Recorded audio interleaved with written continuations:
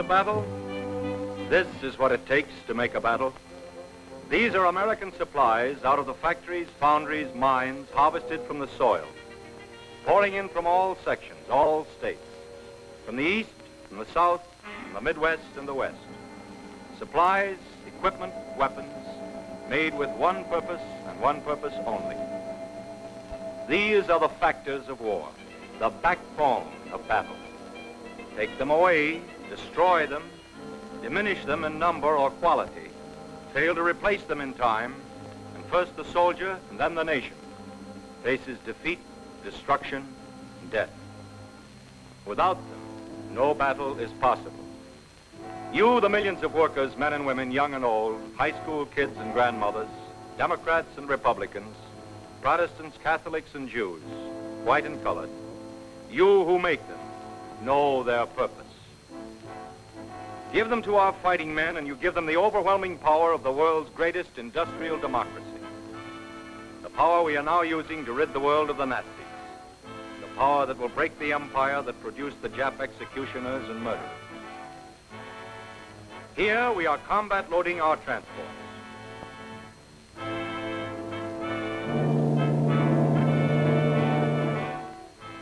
American sea power, probably the greatest naval force ever assembled, heads for our first land penetration of Japanese territory, the Marshall Islands, center gate in Jap Fortress Pacific. Timed with new blows at northern Paramashiru and southern Rabaul, the invasion of the 32 Marshall Atolls stands as a masterpiece of amphibious strategy. For 75 days, our land and sea-based bombers blasted the outer islands. This was the first battle mission for many of these aircraft carriers, but our later tactics depended on their softening blows. This was the first round in a finished fight.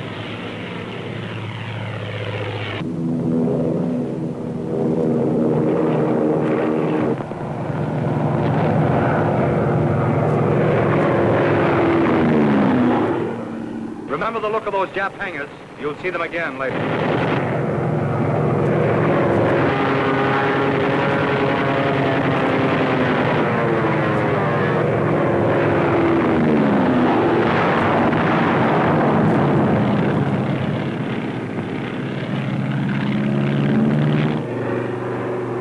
Sent up planes trying to drive us off.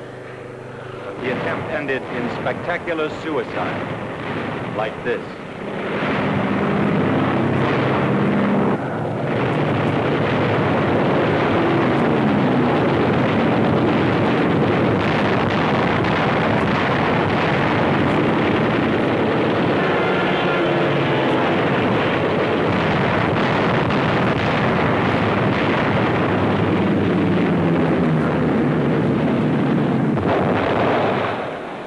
This bombardment led the Japs to expect our attack on the fringe of the Marshalls. But our blow was struck at the very center, the Kwajalein Atoll. We struck at both ends of the 70-mile atoll simultaneously. While the 7th Infantry headed for the main island of Kwajalein in the south, here in the north, the 4th Marines prepared to invade Roy and Namur. The battle wagons blasted Roy and Namur with 5,000 tons of anger. Twice as much as Berlin was getting at just about the same time.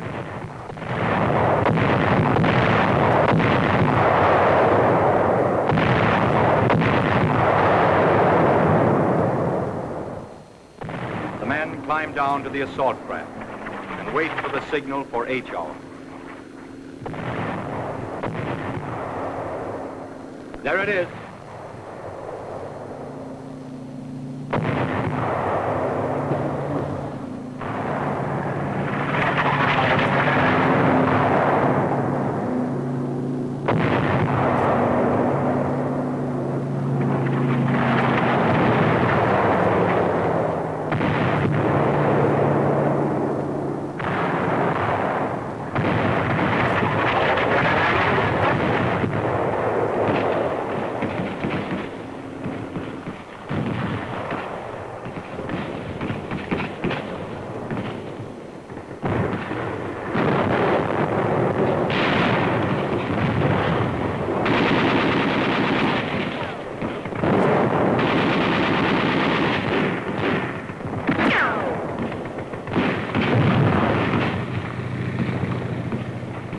communication post, coordinating the battles on land, sea, and air.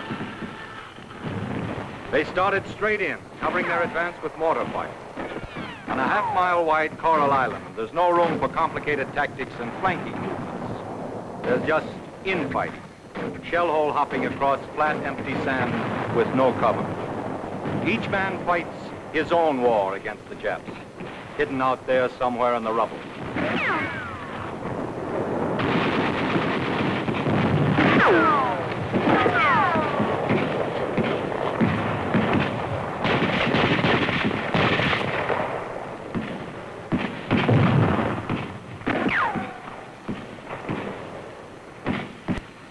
From the start, the jig was obviously up for the Japs on Roy. Germans would have quit right away, but Japs are Japs. They crept behind wreckage and took pot shots at us. They dug into the ground like rats. It was a matter of finding out where they were hiding and blowing them apart with bangalores and grenades. There they go, to their Jap ancestors. The complete job on Roy took 5½ hours. The stuff you see here and the stuff you're going to see was brand new, secretly assembled in depots for this particular battle. It was new because the older stuff gets used up, burnt up, or worn out. Because the faster we move, the more stuff we need. Each success leads to another and larger battle which cannot be won, cannot even be launched, until the mountains of equipment earmarked for it are actually at dockside. While the Marines were organizing their supply dumps here at Roy and Namur, the 7th Infantry were riding in for the kill 50 miles south at Kwajalein. Kwajalein was a bigger island than Roy or Namur, more powerfully defended. It was harder for our planes and naval guns to level it completely, easier for the Japs to hang on. Before the direct assault, our tactics were to flank Kwajalein. We landed artillery on the 2 small islands on either side and blasted at close range. We brought artillery shells ashore.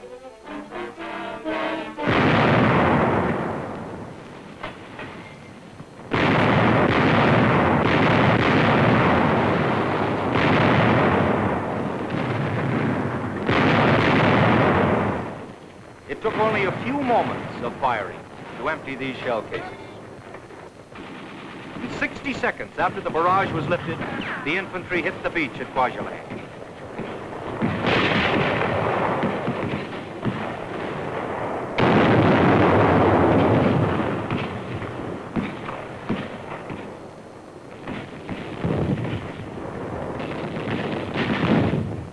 One more Jap pillbox.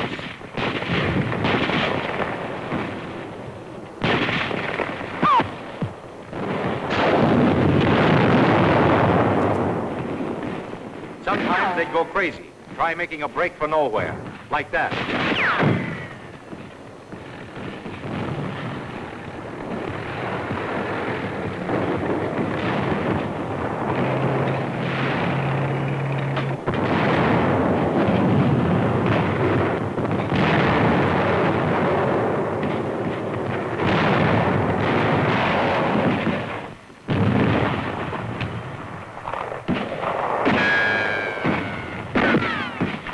The same kind of dirty business, smoking and burning and blasting them out dead or alive.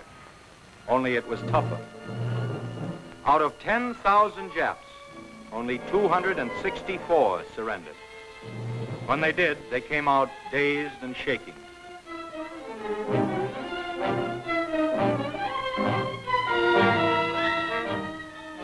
This Jap made that there were 10 other Imperial Marines still living in that pillbox. You can't blame them much for not believing what the loudspeaker was telling them, that we treat them fairly under the rules of the Geneva Convention. The guy was nuts enough to believe that Japan was going to dictate peace in the White House. You'd hardly expect him to believe the truth when he heard it, or even when he saw it, as we fixed up the wounded. These sullen human beings were in terror that they'd receive the same fate they had given our boys at Bataan. Instead, we gave them cigarettes, food, and water. Soft, huh? The record shows who's soft.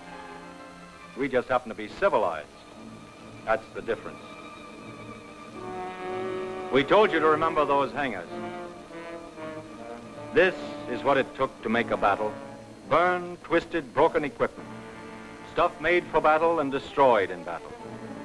You've got to be able to lose it. Lose it all. Make it all again. Keep on making it, no matter what. For that last battle. That final battle. Jap pillboxes, 5 feet of concrete. It took 16 inches of American firepower to let the air in. Anti-aircraft guns, gun mounts, shore guns. Radio tower that flashed a last message to Tokyo that came too late. And this also is what it took to make a battle.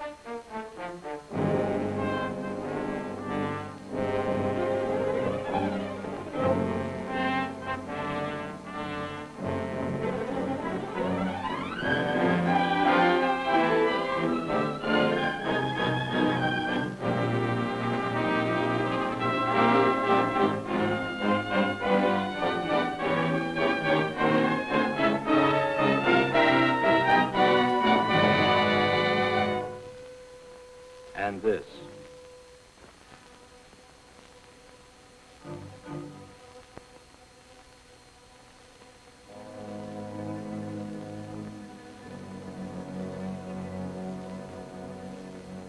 And this. And this.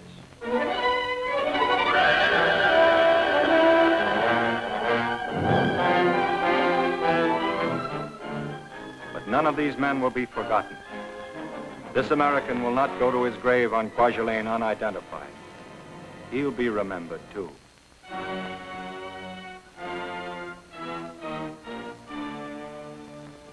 The brave Marines and soldiers who fell here have comrades who will never forget, nor let the murderers in Tokyo forget.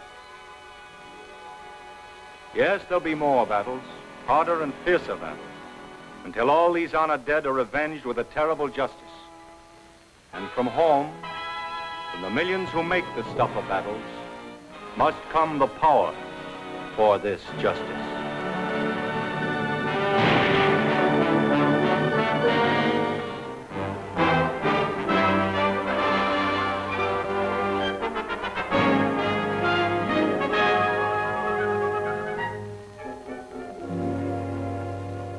In moments of crisis involving the safety of our native land, the American people have invariably rallied against the danger with courage, faith, and resolution.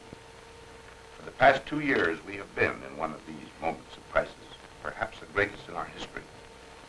On the battlefield and on the home front, men and women are daily making great sacrifices so that freedom and our way of life may be preserved. There is now in progress the 5th War Loan Drive to raise money so as to ensure that this conflict will be brought to the speediest possible conclusion and with the least loss in lives. Complete success in that drive will meet the acclaim of the forces in the field and will be renewed proof that all Americans are one solid phalanx of determination in this great war. All of us profoundly trust that soon the world may be restored to a just peace. Until we can, with God's help, bring about that happy realization of our dreams, each of us must seek incessantly for ways and means by which the value of our services to our country may be enhanced. Right now, we can do so by buying bonds. Let's make this particular victory a quick and decisive one.